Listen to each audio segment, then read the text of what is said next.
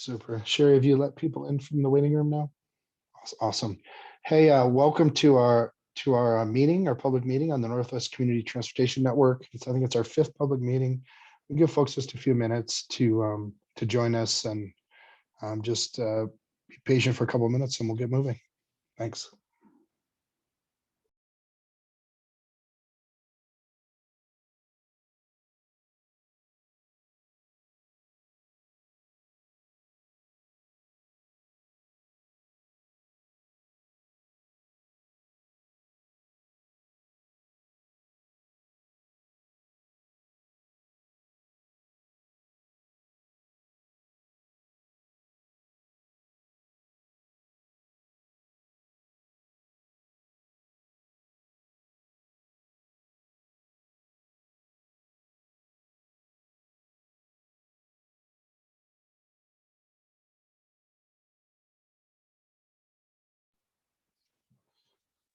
Thanks again for being patient. We'll just maybe one more minute, and then we'll get started with the meeting. Thanks for taking the time this evening to join us, and we'll get started in about 60 seconds.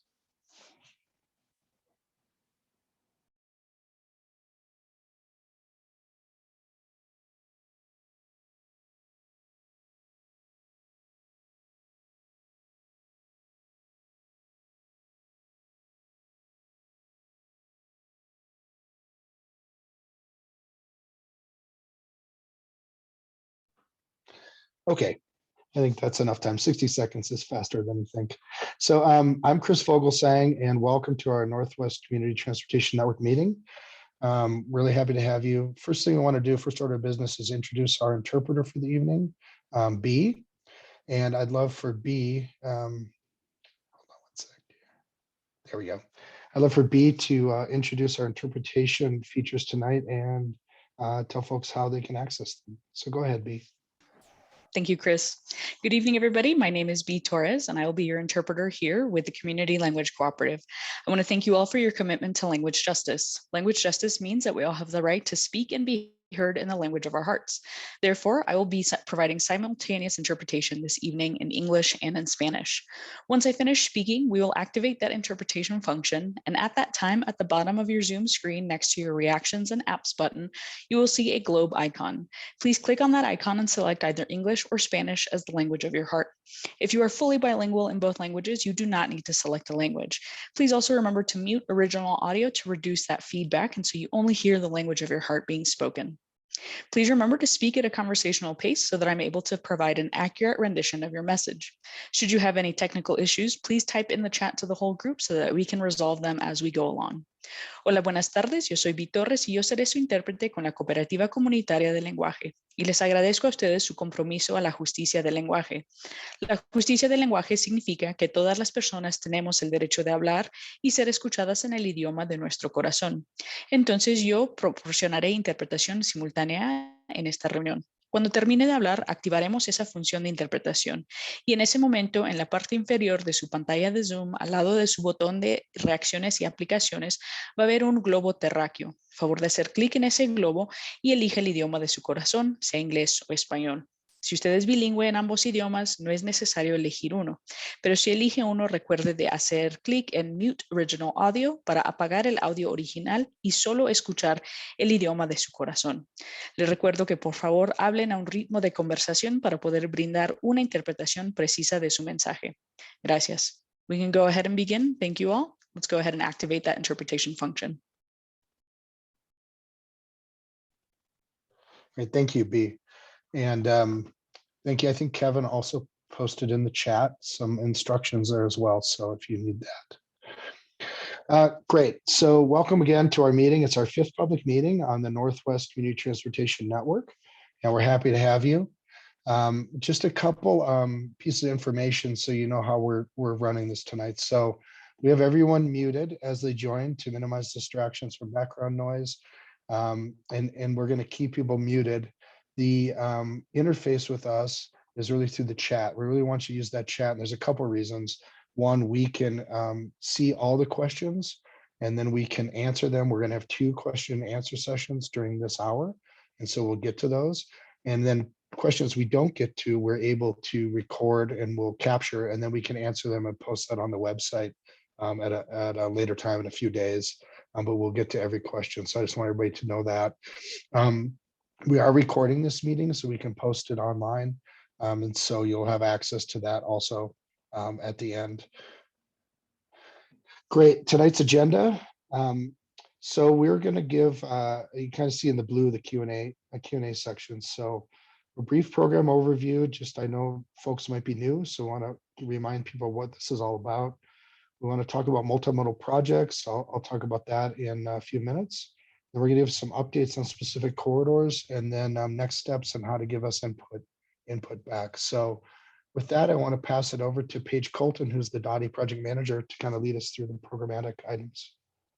Thanks, Chris. Hey, everybody. I'm Paige Colton. I work on bicycle and pedestrian projects here at the City of Denver with the Department of Transportation Infrastructure. So thank you all for joining today.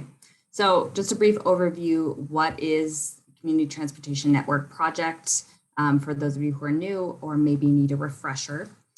So community transportation networks are multimodal transportation planning efforts intended to identify and address mobility needs in specific areas of the city.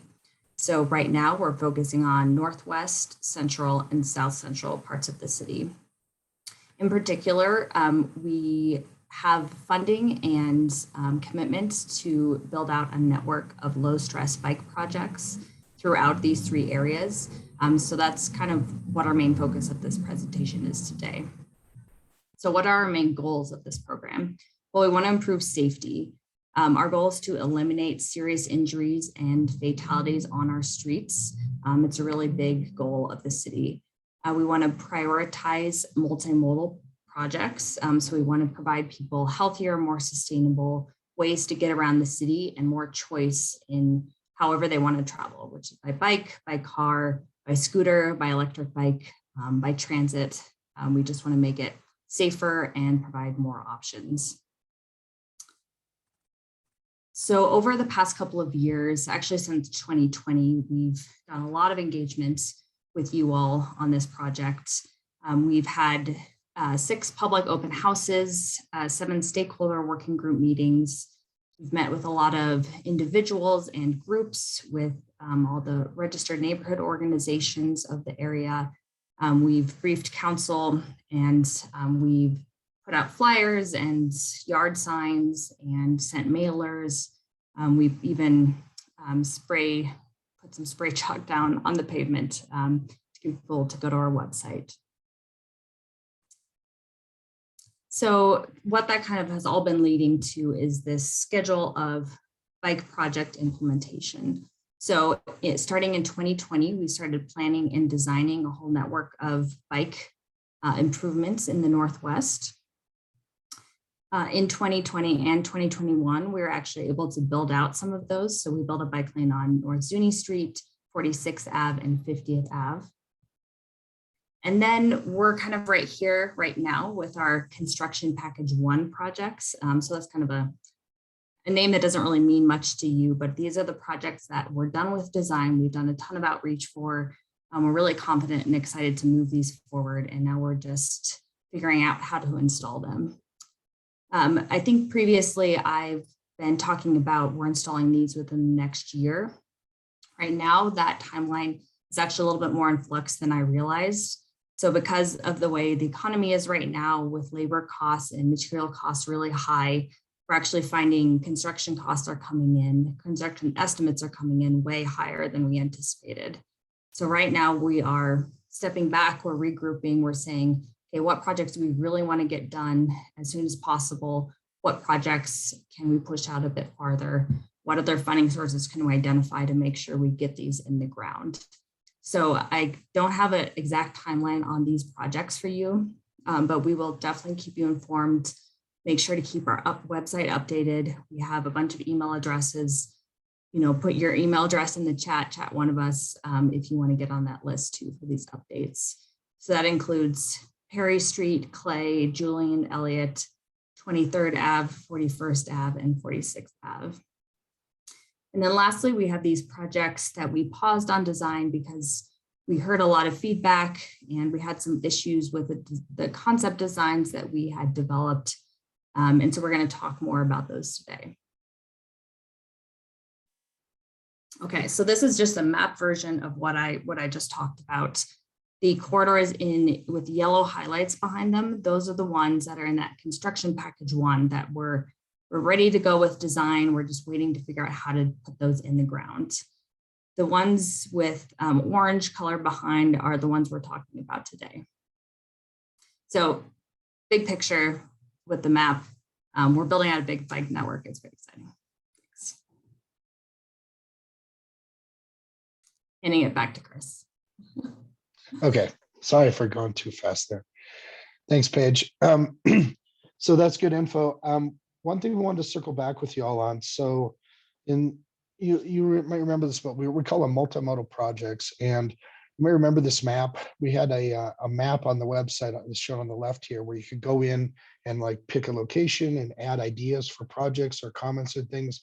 We received actually during our 2020 outreach, this is kind of an initial activity, over 1,400 comments and likes on the map in the Northwest area, kind of in this pie chart. It shows how they kind of split up. And then at the time we said, okay, we're going to gather this info and what happens with it next. So this is what happens with it next. So we grabbed all those comments, we sort them by locations. So where are people asking questions about, where do people have ideas, which ones kind of had the most interest, and that prioritizes them for us. So the community going through each sort of location and seeing how many comments were made and what type of ideas helped us prioritize those locations. So this map shows multimodal intersections. We had both intersections and corridors that came out of those comments and likes, which was really cool. What these blue dots indicate are the places that kind of rose to the top 10 intersection locations. A couple of interesting things to pull out is Tennyson was really of interest to a lot of people. We got a lot of comments about Tennyson, and then kind of the southeast part of the Northwest, right? As it sort of starts interfacing with downtown and how those work. So those are the top 10 top 10 intersections. And then corridors, we found that 8 corridors kind of jumped out, and these are corridors that we weren't really addressing yet as part of the CTN, right? So these were additional corridors and ideas. Couple things there, like you can see that, Tennyson, still was the #1 corridor. So this we're paying attention to. Interesting is Wolf Street, which is kind of near Tennyson, came out as kind of an idea that this might be a good place. So we're going to kind of look at the top corridors and the top intersections. So we take those, and then what happens next? So we take those ideas, and then we go and do some data collection, do some analysis, look at our criteria, our design criteria and our guidelines, and look at all those ideas and produce recommendations. And those recommendations then become projects, right? And so this is really at a high level, just a combination, a map of the projects of the intersections and the corridors together. And we'll develop specific recommendations for each of these, right? So kind of some examples of recommendations that come out of that we're working on right now are, new mid-block crossings, new traffic signals, fixing sidewalk gaps, traffic calming, new bike corridors, right? New neighborhood bikeways or new bike lanes, those kind of things. So those will all get developed to a level of detail, which we're in the process of right now, that get put into programs. So now they need to get implemented, right? So we had the ideas, we made them into projects, we wanted to implement these. And the idea is to put them into existing programs that Dottie has, right? So CTN was one of them. Those kind of got taken out of the list early. We had a lot of comments on CTN corridors. Then those are being addressed. There are things like work orders, signals and mid-block crossings is an existing program. A next step project would be something like, say, 38th Avenue corridor. We had a lot of interest in pedestrian improvements. That would become a study of that corridor, say, what needs to happen there. And then moving things also into the Denver Moves Everyone wheelhouse through the strategic transportation plan. So those are the steps. So just kind of go back one. So these locations and corridors turn into projects that turn into programs that get into those implementation priorities for each of those. So that's where those are right now. And I really wanted to circle back with you all and share that, those comments didn't just go into the ether, that there are things happening with them, and we're trying to plug those into programs that make the neighborhood better. So with that, I want to turn it over to Taylor and maybe see what kind of questions we've been getting through the chat. Yeah, great. Thanks, Chris. And real quick, I'm Taylor Phillips. I'm also a planner at Dottie, and I'm our Q&A moderator for the evening. So we've only got one question so far, and that's from Jack. Jack asks, are you able to share estimates on the projects and the actual budgets for them? How far off are we to be able to implement in terms of funding? I think Mike might be our best guru to answer that question. Mike, could you unmute and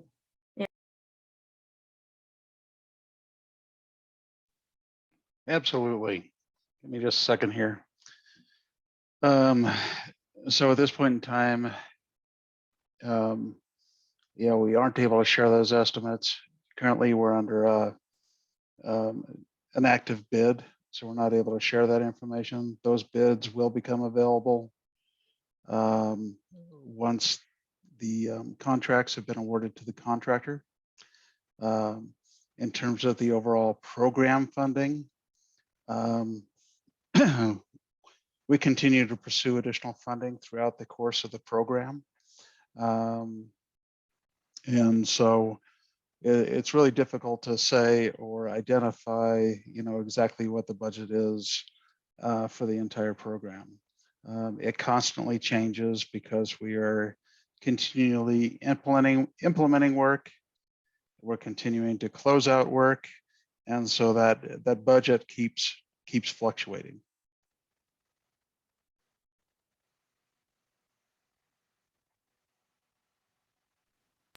Great. Taylor, are there any other questions that came in? we just got two more actually, right? While Mike was answering. One of them is actually, I'm going to keep Mike on. Are we bidding each section individually? What if we did away with so much community feedback and saved time? I guess the first question is, are we bidding each section individually? Mike, could you answer that? Our current strategy is to utilize our large civil on-call contracts. And what we've done with this first package is bundle all three packages for package one into a single procurement.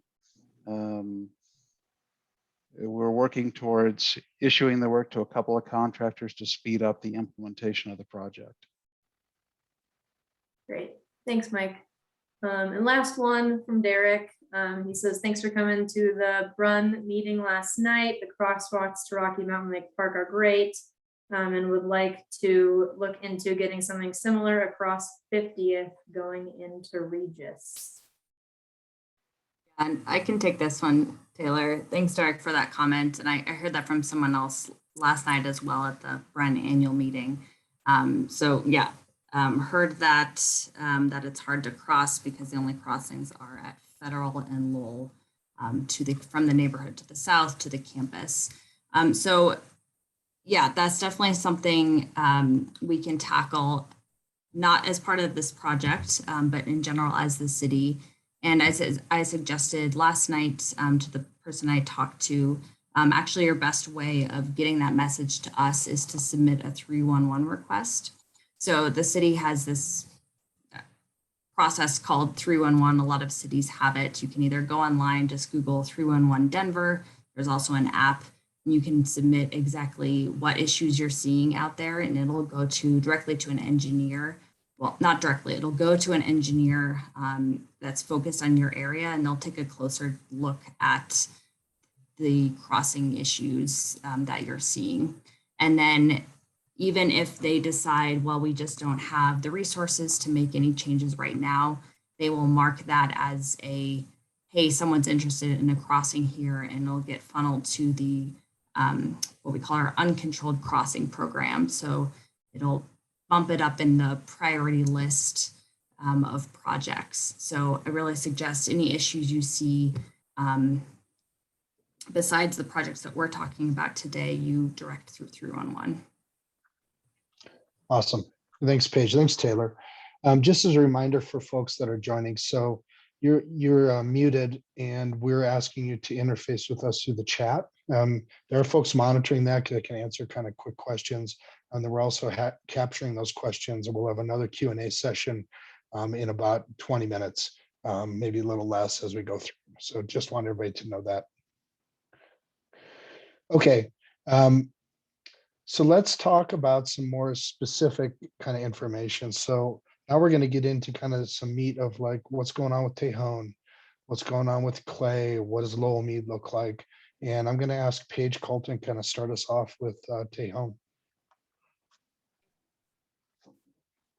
So some of you may remember we started a conversation in 2020 and 2021 about providing a better bike connection in the Sunnyside and Highland neighborhoods. North-south bike connection specifically. And our goals were to kind of fill in this gap we have in our north-south bike network. We have more than a mile between kind of our existing and proposed north-south connections. And as you probably know, the grid in this area is not continuous and lots of hills. So it's kind of a struggle getting north-south. We also want to make sure we're providing access to the retail nodes on Tejon for people biking, for people riding scooters, for people riding electric bikes. We really want to make those accessible to people using different modes of transportation. And then lastly, we really want to provide a strong connection to the bike network to the north, which right now is 46th Ave, and to the south, which is the bike lane that exists on Tejon to the south, across the Highland pedestrian bridge and into downtown. So we know that's a pretty key connection for people getting from the west side into downtown. So how we got to where we are today, before, I guess, more than 10 years ago, we installed a bike lane south of 32nd on Tejon and turned it into a different street down there as well. North of 32nd, we installed what we call sharrows, which is just a shared bike drive lane. In 2015, our big Denver Moves Bicycles master plan for the city proposed upgrading this to a protected bike lane. And this is for a couple of reasons. First, things have changed in the Northwest over the years, and there's more traffic going faster on Tejon. And then secondly, our safety standards change. So we don't do shared lanes on busy streets like Tejon anymore. It's not safe. And so we don't install those anymore. And eventually we're trying to remove those facilities from our network. In 2020, then we started talking about a Tejon connection. We proposed a protected bike lane on Tejon between 32nd and 46th. The trade-off there was we would have to remove most parking along the corridor from both sides. We received a lot of comments. Some people were really jazzed about this idea. Others were really worried about impacts to business and retail access, and also kind of the multifamily housing that's along Tejon, and parking concerns as well. So a lot of debate, a lot of community generated concern. We also heard that maybe Shoshone or Quivist could be good alternatives to having a bikeway on Tejon itself. So we said we're hearing enough. We have some alternates that actually might work. We're going to step back, take a pause on this project. So we decided we need to better understand the substantial business parking and loading needs in the area, not just on Tejon itself, but in the wider area in general. And also make sure we understand and can provide that safe and comfortable north-south connection for bicyclists, people riding scooters, et cetera. So our next steps are do more data collection and evaluate these alternatives that you see here. And then the big one is participate in the Curbside Access Plan project that's being led right now by our department's Curbside and Parking Management Group. So I'm going to get on to what that is in the next slide. So a Curbside Access Plan, or a CAP, is a comprehensive curbside and parking plan. It lasts about 9 to 12 months. We started this one for the Highland area in April of this year. It's really neighborhood stakeholder based decision making. The process is that a smaller stakeholder group really works on a plan for how we want to manage the curbside in the area, not just for current uses, but future uses as well. That could be anywhere from changing how many hours you're allowed to park at a certain location. It could be adding loading zones or ADA spaces. It could be adding more bicycle parking. So lots of options for using our curbside space more efficiently and better serving everybody. And what comes out of this plan is a concrete, essentially work plan for what signs should be changed and where different things will be allowed throughout the area. So the reason we're participating in this is we think it'll give us a really great understanding of how people are using parking, not just on Tejon, curbside space in general, not just on Tejon, but in the area. And will help us make a decision about how to move forward with a north-south bike connection in this area. Okay, so that was the update on North Tejon Street. The long and short of it is we're participating in the CAP. Definitely reach out if you want to chat with us about it, but we won't have any updates on that for a while because we're participating in that curbside access plan process. Okay, so next up is our West Clay Street Neighborhood Bikeway update. So just to refresh everyone's memory, we are proposing and have a design for a bikeway, neighborhood bikeway between 32nd Ave and 46th Ave. And then before you move on to the next slide.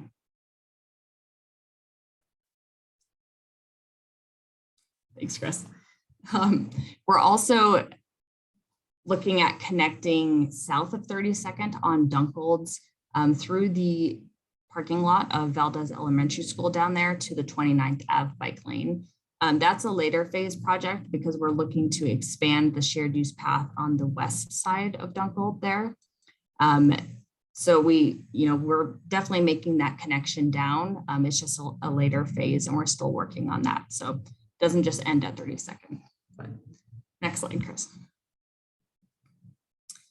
So what our design included was a diverter at 32nd Ave and Clay, and that was intended to reduce car volumes on Clay streets by restricting north-south movements on Clay itself, and then restricting all left turns. So you can no longer make any left turn from any direction.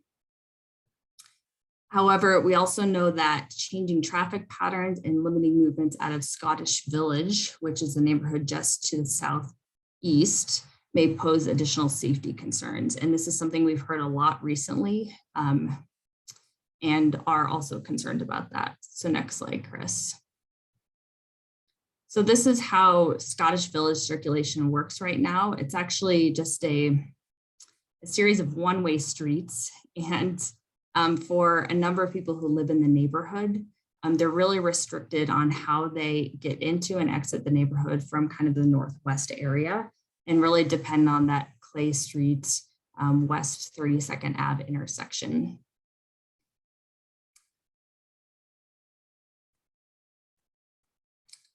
So as it stands right now, we are actually pausing the installation of this diverter at West 32nd Ave and Clay Street until we can collect additional data, do some more analysis on kind of the effects at intersections nearby, and do some safety evaluations, because we don't want to add a diverter and then cause additional safety issues elsewhere for people getting in and out of Scottish Village.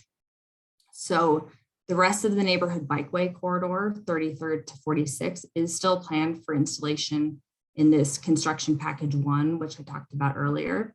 But we are pausing on that diverter to do more analysis, and we will come back to the community, to all of you. We'll let you know when we have that analysis.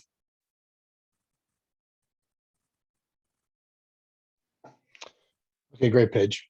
Thanks for that. And I did see a bunch of chat activities, so we'll, like I promised, we'll get to that in just a few minutes and kind of try to address and answer questions. Before we do that, I wanted to give an update on Lowell Meade. So it used to be just Lowell, and I'm going to run through kind of the same story Paige had when we talked about Tejon, but with a little more detail at the end, because we have a concept we would love to get some input back on. So when we started, like Paige said, in 2020, North Lowell was, on the list, and it was from 46th up to the Denver and Adams County border at 52nd, to provide a safe and comfortable connection across I-70, get this connection to Rocky Mountain Lake Park, the retail district along Lowell, and to Regis University, and also to the Bikeway to the north. So the Clear Creek Trail is just outside. It's like 4 or 5 blocks outside of Denver in Adams County. And that's a regional facility we'd heard from the public in planning previously they wanted to have connections to. So how, what happened and how did we get to today? So like I said, it was included as a buffered bike lane in Denver Moves Bicycles in 2011. We added it to our package of projects in 2020. We collected data, we took a look. Speeds and volumes were higher than I think were assumed in 2011. And we came up with a different concept than that, which was a protected bike lanes. And it actually was configured as a 2-way protected bike lane on the west side of Lowell for certain engineering reasons related to the ramps and some space constraints and things. As we went through that with the public and with the stakeholder working group and got comments, we got a lot of comments about the need for this connection, but as well, the curbside impacts, the concerns as the facility got to 52nd and just kind of ending, right? And what Lowell's like between there and Clear Creek and Adams County. We got a lot of input about, what not wanting to sort of be on our own to make it to Clear Creek and how would that work. The other thing we heard, so as we ran this through, as these concepts go forward, we get public input, but we also get engineering team and operations input. There were some concerns about how the traffic signals would interface with the 2-way protected bike lane, how the changes that would need to be made and the funding available. So our CTN program is really about sort of quick wins, like quick implementations, and traffic signal modifications aren't really one of the items. And so that would mean that item would be sort of on a list of traffic signal improvements across the city. And that gave us some pause about the ability to do this quickly. So given all that input and the technical challenges, we paused and we took a look at, some other things. So this is kind of a summary of north of I-70 is a little different than south of I-70, kind of as we looked at things. A little busier, a little faster. When we get north of 50th Avenue, which is kind of right where Regis is, or Regis starts, the roadway actually gets a little narrower, and there isn't room.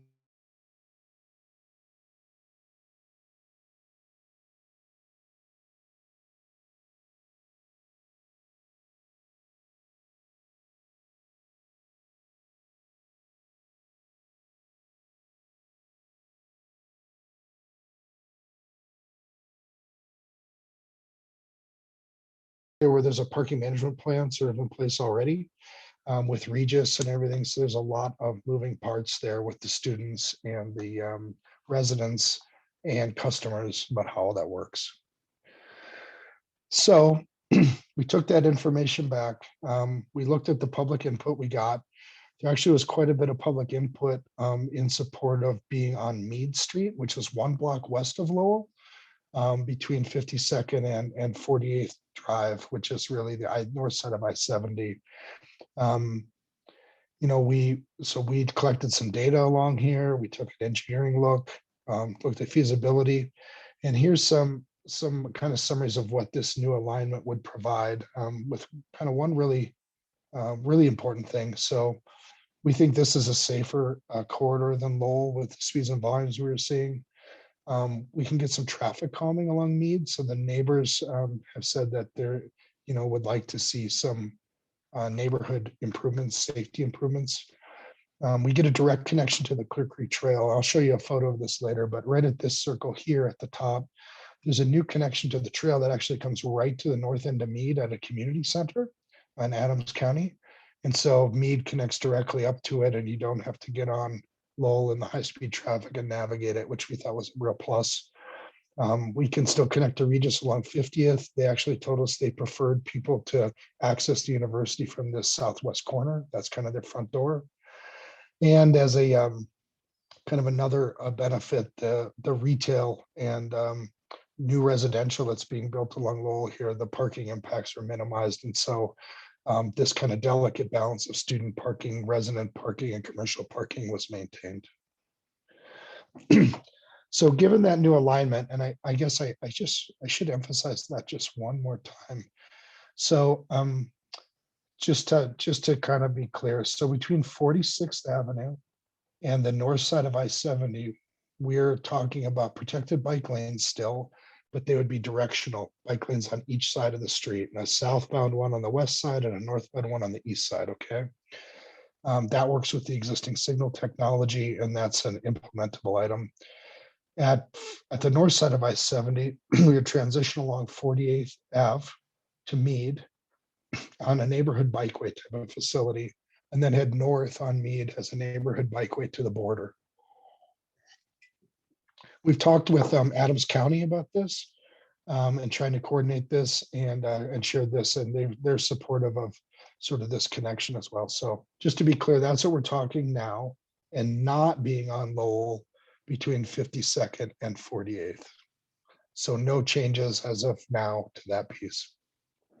So a couple other things I want to point out. So I'm going to go through some key parts of the design, and then Kevin at the end of this, Kevin from my office is going to go through about how you go see this design for yourself and give us comments, direct comments, which you'd really like. So at the south end at 46th, what this shows is Lowell Boulevard running north-south in the middle, and 46th running left to right. That's east-west. Rocky Mountain Lake Park is kind of in the top right corner. And we would have the protected bike lanes like I was talking about on Lowell here, north of 46th. They interface with the 46th Avenue facility through two-stage turn boxes to make those transitions. One key, well, really there's kind of two key things that I want you to take away, three maybe. So with the speeds and volumes, the protected bike lanes are necessary for safety in this piece. Implementing them because of the width available does require the removal of the left turn lanes on Lowell. We have talked about that with folks. We've done technical analysis there, traffic counts pre-COVID. So we're pretty comfortable that those volumes are pretty good. And it meets our criteria where that removal is acceptable from an engineering perspective. It also requires removal of parking on the east and west sides of Lowell between 46th and I-70. So that's important for folks to hear as well. Okay, so now I'm going to move just a little further north. The map on the left side here kind of shows where we are, where that little circle is. So now we're just on the south side of I-70. So in this photo, Lowell is running up and down. I-70 is just at the top of the picture. And this is 48th South Drive right here. And this is actually in Denver Moves Bikes, but it's not part of the CTN program improvements on here on 48th South Drive. So the protected bike lanes come up and go under I-70. We maintain all the ramp access to the I-70, which is important. A couple really important things to the community and from engagement that we heard were we can't get to Rocky Mountain Lake Park. We can't get across Lowell. There's nowhere to cross except for at 46th and 50th. That's safe. So we took a look at 48th South Drive and did some other technical analysis. We determined that a flashing yellow lights and marked crosswalks would work at that location and would meet our criteria. So we're proposing that as part of this design. I did want to point out that Council District 1, Amanda Sandoval's office really championed this enhancement and got us some additional money for the program through the bond program to like make this happen. So just want to give a shout out and say thanks. But this is a big improvement for the community. This intersection will be a lot safer to cross, and it gives us connectivity north-south. Okay, now I'm going just to the other side of I-70. So you can kind of see on the circle on the left here. So this is the I-70 westbound off-ramp, and I-70 is just to the south here off the picture. Lowell runs north-south, and this is 48th Ave. So this is where the transition has to happen. This was the most complicated piece of the concept, and where we really took a hard look at, can we do this safely? How does this work? So some key ideas about this concept are that these are all paint and post improvements.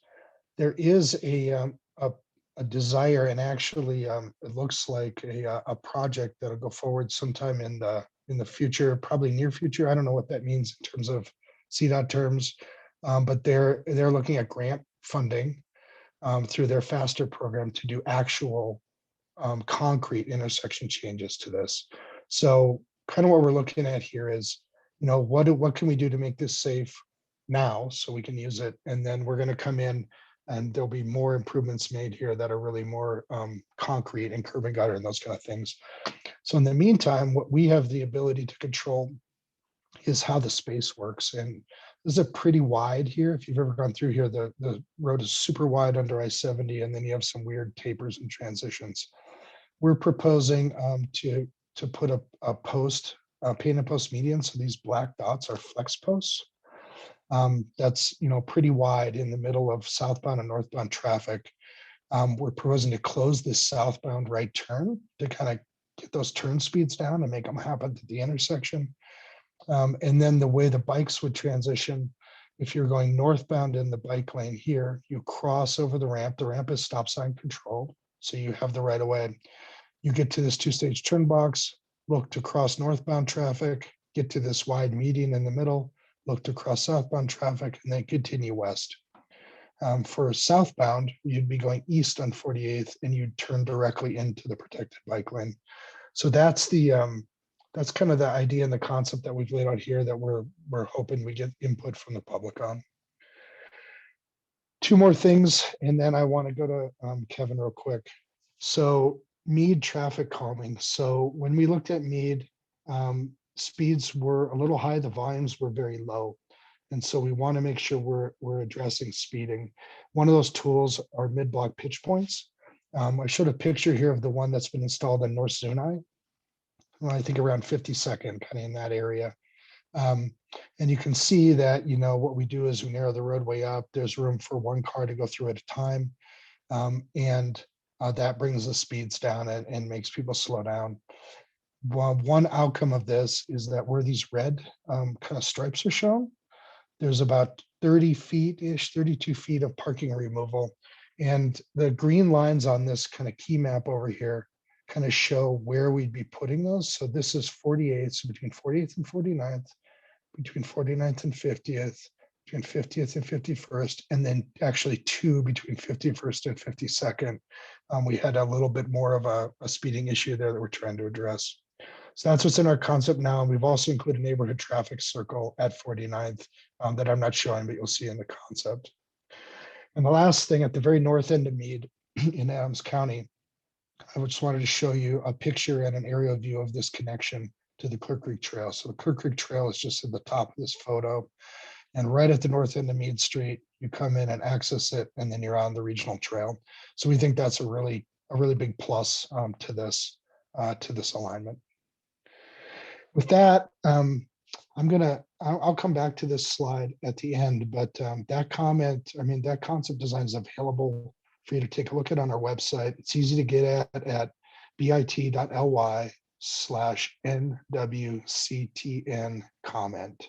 So that's all one character string. That'll take you right there. And I'm going to have Kevin from my office just kind of show us what that looks like, and spend maybe 3 minutes, and then we'll get to some questions.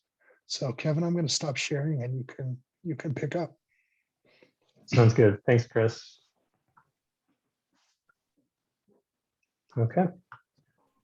Sharing my screen here. My name is Kevin. I'll be giving you guys all a quick demonstration on how to add a comment to the concept design using the Conveo tool. So like Chris mentioned, the bit.ly address for the website is bit.ly/NWCTN comment, and we'll go ahead and drop that in the chat so you guys have access to it. So go ahead and hit enter, and that'll take you to the home page for the Northwest Community Transportation Network project. If you scroll down a little bit, you'll see the corridors that are included as part of the overall project. Scrolling down a little further, we have some corridor updates here in blue, and then the project team contact information at the bottom. So I'm going to go back up, and I'm going to take us to the Lowell and Meade concept design. You can get there by just clicking this button here. And this is the project page. So in blue, it gives you some background on Lowell and Meade and the proposed bicycle facility. And one thing I do want to note is that the comment period will close on Friday, June 17th. So please visit the website and add your comments before that day. And here is where you can view the concept design. We have a drop down here that breaks the corridor into 3 segments. We have Meade from 52nd to 50th, Meade from 50th to 48th, and then we have Lowell from 48th to 46th. You can go to each view by just clicking on them. And then when you're in one, you can just scroll down to take a look at the concept. You can zoom in or out. And now to the important part, leaving a comment. Here you click the comment icon, and you'll notice that your mouse changes to a gray plus icon, and you can click anywhere in the concept to drop a comment. Once you do, this pop-up window will appear, and it'll ask for your name, your email, and you can insert your comment there in that box. So go ahead and select your comment type, check the box, and then hit add comment. And once you do that, you'll see a bubble appear. It looks like we've already gotten a couple comments. So I'll click on this one to show you guys an example. This is a question from David regarding wayfinding signage. And you'll notice that you can reply to other people's comments. You can also like them and dislike them, so it's interactive. Please be courteous and kind. Comments are public. And now, just to wrap this up, at the bottom of the page is the understanding the design section. This talks about the proposed treatments and gives you some example photos. If anybody has any comments or questions, feel free to drop them in the chat. That's the end of the demonstration. Thanks, everyone.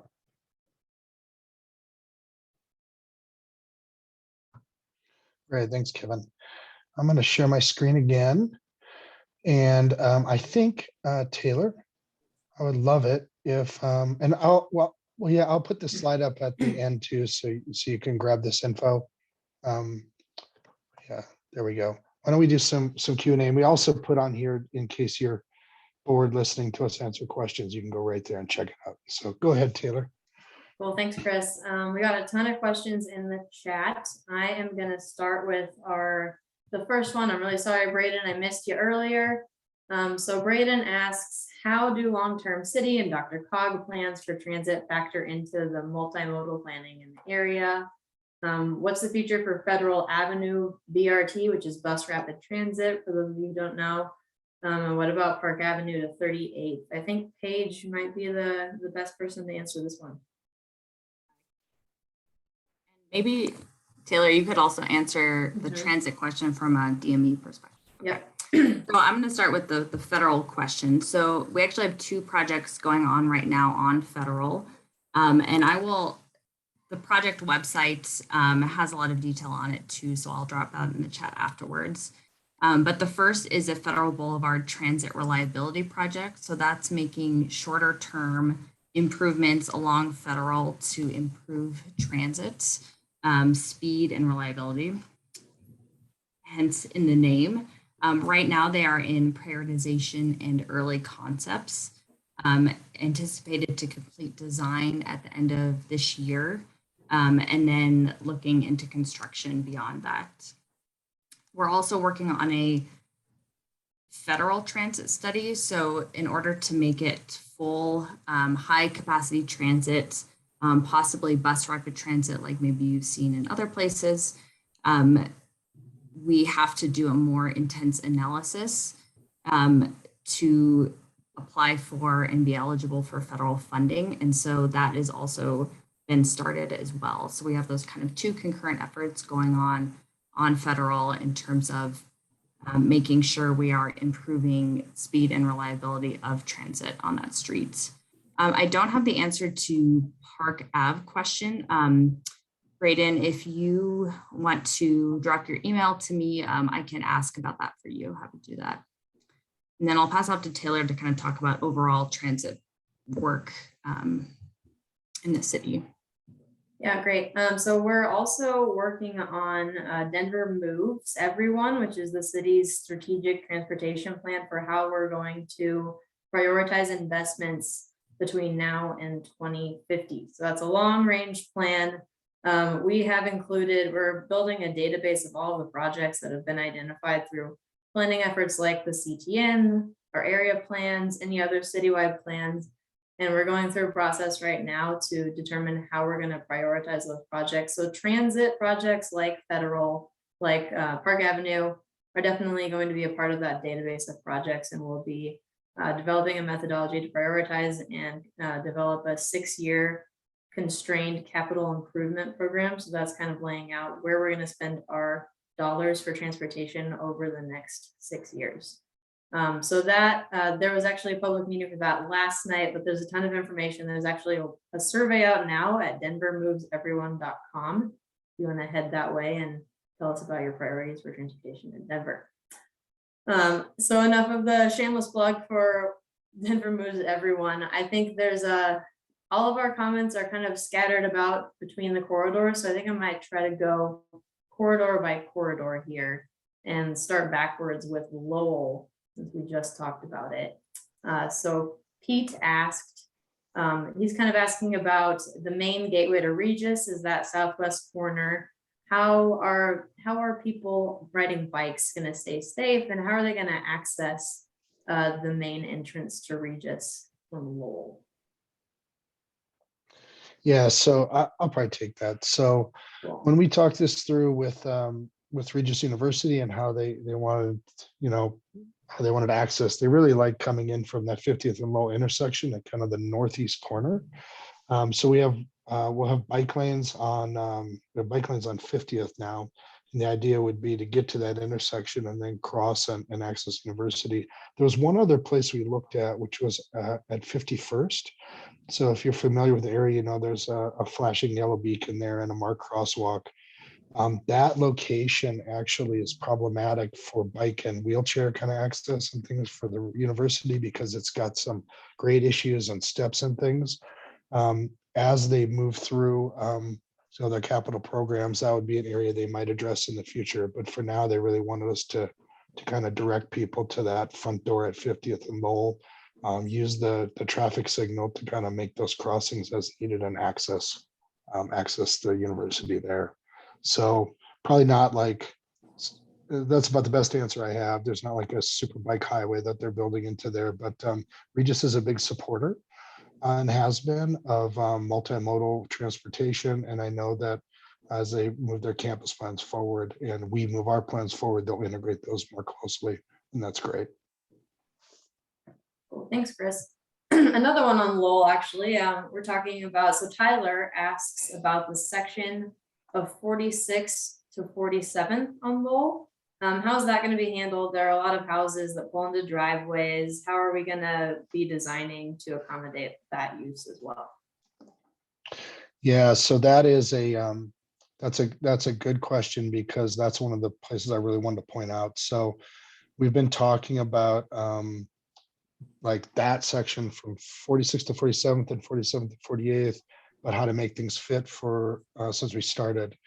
And we've been talking about the need to remove parking, on-street parking and curbside uses in that area.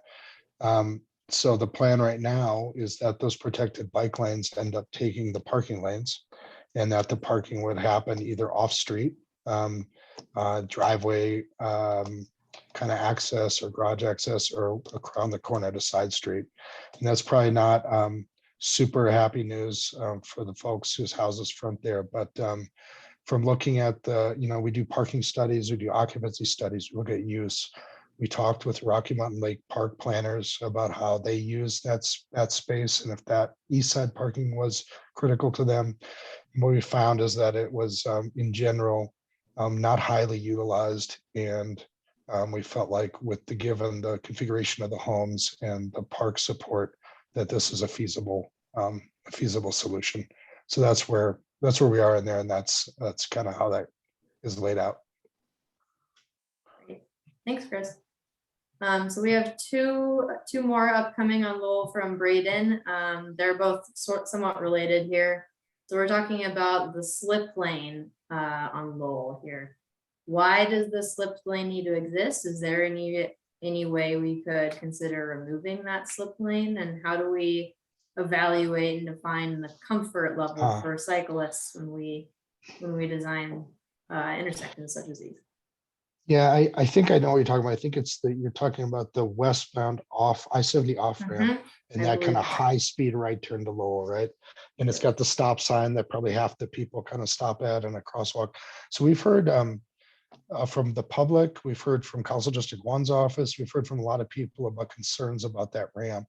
If you can imagine, changing the ramp configuration requires a lot of coordination with CDOT, and it affects an interstate sort of mainline, right? So it's not something we can just do overnight. We have noticed it. We have talked about modifications that could be made. And when we heard about that FASTER grant funding and CDOT's interest in addressing this intersection in partnership with Denver, we felt like that was the appropriate vehicle to address that as a long-term, not a long-term, but a more concrete change, right? Physical changes to the intersection layout that would change how the curb and gutter works, how the turn lane works, all that stuff. So that's the idea, is that in the short term here, we didn't feel like we could go and make that change with like a paint and post configuration on an interstate off ramp. But we are working closely with CDOT as we move forward to look at that and improve safety. And that would be a main goal for Denver, Dottie, and for CDOT together. So that's kind of the timeline for that, and agree it is an issue. Great, thanks. So a follow-up question that Braden also had was, how do we define comfort and how do we evaluate comfort in these plans? So that's one that I can actually take. We're working on a study right now. It's going to be looking at a lot of our bikeways across the city. We're going to be doing intercept surveys. We're going to be doing before, after, speed and volume counts. We're going to be collecting a ton of data, more data than we've ever collected before and after install for bikeways before. And we're going to be able to use that information to tweak our designs and to evaluate success of these bikeways in the future. So that was a great question, Braden. Thanks. Awesome, Taylor. Hey, we have a couple minutes I want to make sure we get to. So I just want to assure everyone, so we've captured all the questions. We will provide answers and we'll post those out on the website, but maybe there's a couple more about either like really critical ones that a lot of people asked, or maybe a different corridor. Yeah, let's see here. Let's talk about Tejon for a minute. So Philip Taylor, props for the coolest name ever, my name backwards, asks about Tejon. There's no signal to cross 38th Avenue. Why are we still considering that when it's going to be really difficult for folks to cross 38th on Tejon? Paige, you want to grab that? Yeah, that's a great question. And that's also our concern with Shoshone is, yeah, so 38th is a really big street with a lot of traffic, a lot of cars moving fast. And right now there's no intersection or signal control at 38th and Shoshone. So yeah, we have noted that as well. And that's our major concern with that corridor. Thanks, Paige. Let's see, we've got another one talking about Shoshone. I'm gonna skip a little bit of the narrative, and jump to this question here, which is a really good one. From their username is SNEWB.